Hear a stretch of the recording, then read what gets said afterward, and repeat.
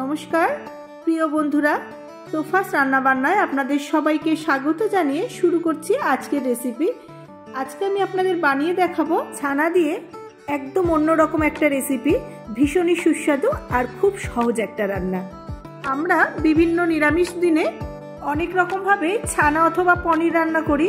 এছাড়া ট্র্যাডিশনাল যে ছানার ডালনাটা রান্না করি ঠিক সেরকম নয়। এই রেসিপিটা কিন্তু সেই সব রেসিপির থেকে সম্পূর্ণই আলাদা। ভাত, রুটি, পরোটার সাথে অসাধারণ লাগে। এছাড়া যেহেতু রেসিপিটা সম্পূর্ণ নিরামিষ, তাই আপনারা যে কোনো পুজোতে ঠাকুরের ভোগ হিসাবে নিবেদন করতে পারেন। রেসিপিটাকে আরও স্পেশাল করার জন্য জিরা রাইসের সাথেও সার্ভ করতে পারেন। এই রেসিপিটা ভালোভাবে বোঝার জন্য স্কিপ না করে সম্পূর্ণ ভিডিওটা দেখতে থাকুন, যাতে আপনাদের বুঝতে কোনো রকম অসুবিধা না হয়। আর রেসিপিটা ভালো লাগলে একটা লাইক করবেন, সকলের সঙ্গে শেয়ার করবেন, আর নতুন বন্ধু হয়ে থাকলে চ্যানেলটাকে সাবস্ক্রাইব করে আমার পাশে থাকার অনুরোধ রইল। আর আপনাদের রেসিপিটা কেমন লাগলো সেটাও আমাকে কমেন্ট করে জানাতে ভুলবেন না। আর পাশে থাকা বেল আইকনটা অবশ্যই প্রেস করবেন, যাতে নিত্য নতুন রেসিপি সবার আগে সবার প্রথমে আপনার কাছে পৌঁছে দিতে পারি। নতুন বন্ধুদের আমার চ্যানেলে স্বাগত জানিয়ে আর পুরনো বন্ধুদের আমার চ্যানেলের পাশে থাকার জন্য অসংখ্য ধন্যবাদ জানিয়ে শুরু করছি সম্পূর্ণ নিরামিষ ছানার ডালনা রেসিপি। আমি আগে থেকেই এখানে হাফ লিটার দুধে লেবু দিয়ে ছানা কাটিয়ে রেখেছিলাম, আর ছানাটাকে একটু চেপে জলটাকে বার করে একটু শুকনো করে নিয়েছি। এখন ছানাটাকে আমি একটা প্লেটের মধ্যে ঢেলে নিয়েছি আর হাত দিয়ে ছানাটাকে একটু ঝুরো ঝুরো করে নিচ্ছি। তবে ছানাটাকে কিন্তু হাত দিয়ে চটকিয়ে মেখে নিলে চলবে না। দলা দলা যেগুলো রয়েছে সেগুলোকে আলতো হাতে এরকম একটু ভেঙে নিতে হবে। দেখুন ছানাটা কিন্তু খুব সুন্দরভাবে ঝুরো ঝুরো করে নেওয়া হয়ে গেছে। আপনারাও আলতো হাতে এরকমভাবে ঝুরো ঝুরো করে নেবেন। আর একটা বড় সাইজের আলু খোসা ছাড়িয়ে ছোট ছোট চৌকো চৌকো টুকরো করে কেটে নিয়েছি। এবার রান্নাটা শুরু করব। তার জন্য আমি গ্যাসে কড়াই বসিয়ে কড়াই গরম করে নিয়ে দিয়ে দিলাম 2 টেবিল চামচ মতো সাদা তেল। রান্নাটা কিন্তু আমরা সাদা তেলেই করব। তেলটা ভালো মতো গরম হয়ে গেলে কেটে রাখা আলুগুলোকে দিয়ে দিলাম।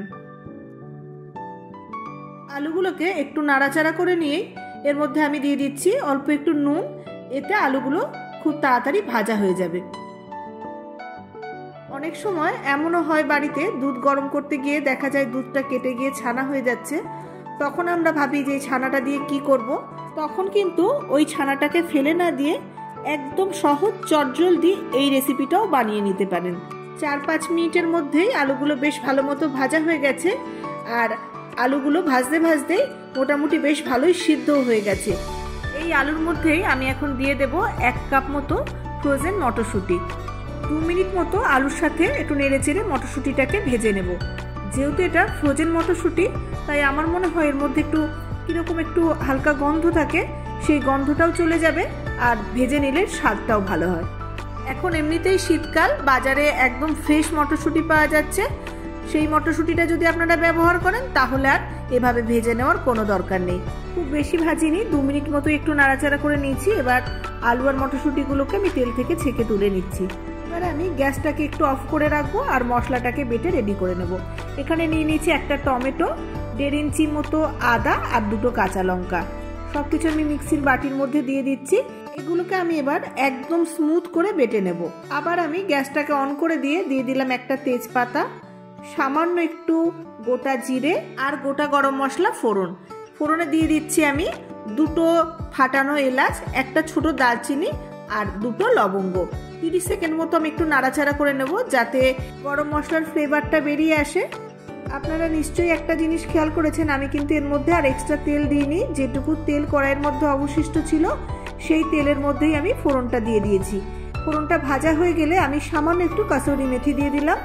কাসুরি মেথিটা দেওয়ার পর একদম অল্প একটু নাড়াচাড়া করে নিয়ে আগে থেকে যে আদা, কাঁচা লঙ্কা, টমেটোটা বেটে রেখেছিলাম সেই বাটা মশলাটাকে দিয়ে দিলাম।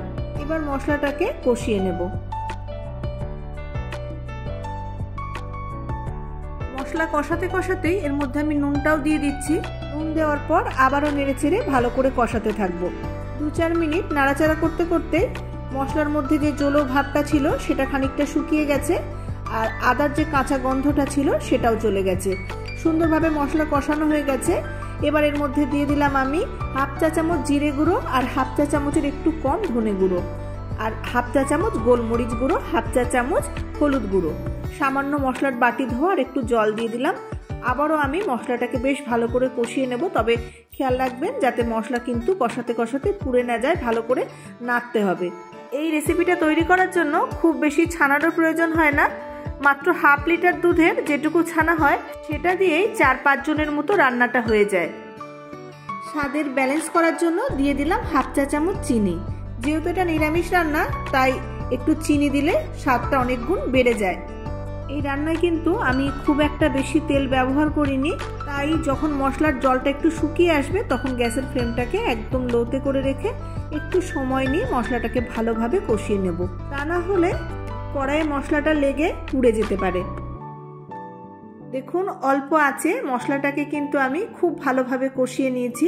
এবার এর মধ্যে আমি দিয়ে দেব আগে থেকে ভেজে রাখা আলু আর মটরশুঁটি। টাটকা মটরশুঁটি হলে এখন দিয়ে কষিয়ে নেবেন। আবার একটু মশলার সাথে আলু মটরশুঁটিটা কষিয়ে নেব। মশলার সাথে আলুটাকে যদি এভাবে একটু কষিয়ে নেওয়া যায় তাহলে মশলার ফ্লেভারটা আলুর মধ্যে ভালোভাবে ঢোকে আর তরকারির স্বাদটাও ভালো হয়। 2-3 মিনিট মতো একটু কষাবো, তলায় যাতে লেগে না যায় সেই জন্য আমি অল্প একটু জল দিয়ে দেবো এর মধ্যে। আবারও নাড়াচাড়া করে খুব ভালোভাবে কষিয়ে নেব। দেখুন আলু আর মটরশুঁটি মশলার সাথে দারুণ সুন্দর করে কষিয়ে নিয়েছি আর তেলটাও কিন্তু এখন রিলিজ হতে শুরু করে দিয়েছে। এবার আমি আগে থেকে যে ছানাটাকে ঝুড়ো করে রেখেছিলাম সেই ঝুড়ো করা ছানাটাকে দিয়ে দিলাম। ছানা দেওয়ার পর সব কিছুর সাথে আবার একটু ভালো করে কষাবো। এই রান্নাটা করা কিন্তু তেমন কোনো ঝঞ্ঝাট নেই, খুব সহজ রান্না, যে কোনো সময় করতে পারি। বাড়িতে যদি মাছ মাংস না থাকে তাহলে কিন্তু অনায়াসে এই রান্নাটা আমরা করে নিতে পারি। আবার ধরুন এমন একটা গেস্ট বাড়িতে এসেছেন, তিনি মাছ মাংস খান না, তার জন্যও কিন্তু এই রেসিপিটা ট্রাই করতে পারেন। খাওয়ার পর দেখবেন তিনি আপনার এই রেসিপির প্রশংসা করছেন। 2 মিনিট নাড়াচাড়া করে নেওয়ার পর 1 মুঠো কাজু আর কিশমিশ দিয়ে দিলাম। খাওয়ার সময় যখন কাজু কিশমিশগুলো মুখে পড়বে তখন খেতে ভালো লাগবে। কাজু কিশমিশ দেওয়ার পর আবারও 2 মিনিট মতো নাড়াচাড়া করে নিচ্ছি। ছানাটা দেওয়ার পর টোটাল আমি 4 মিনিট মতো একটু ভেজে নিচ্ছি। নাড়তে নাড়তেই ছানাটা দেখবেন আস্তে আস্তে একটু ঝুড়ো ঝুড়ো হতে শুরু করে দিয়েছে। 4 মিনিট মতো সব কিছুর সাথে ছানাটাকে ভেজে নেওয়া হয়ে গেছে। এবার আমি এর মধ্যে জল দিয়ে দিচ্ছি। খুব বেশি জল দেব না, 1 কাপ মতো জল এখানে আমি দিয়ে দিলাম। এই তরকারিটা একদম মাখো মাখো হবে, তাই খুব বেশি জল এখানে লাগবে না। আর আলু কিন্তু বেশ ভালো মতো সিদ্ধই ছিল, তাই খুব বেশি জল দেওয়ার প্রয়োজনও নেই।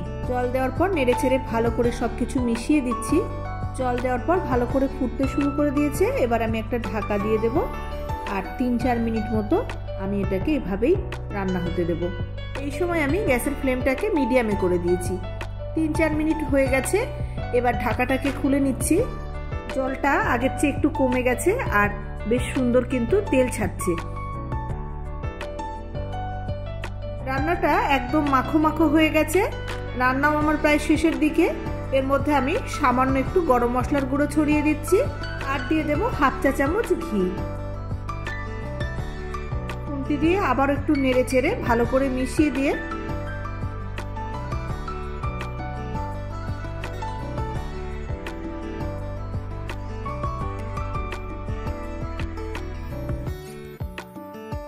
ঢাকা দিয়ে দেব আর গ্যাস অফ করে দিয়ে 3-4 মিনিট মতো স্ট্যান্ডিং টাইমে রেখে দেব। অসাধারণ স্বাদের ছানার এই রেসিপিটা এখন পরিবেশন করার জন্য সম্পূর্ণ রেডি হয়ে গেছে। আশা করি আপনাদেরও ভালো লাগবে। অবশ্যই একবার ট্রাই করবেন। দেখা হবে খুব শীঘ্রই নতুন রেসিপি নিয়ে। ধন্যবাদ।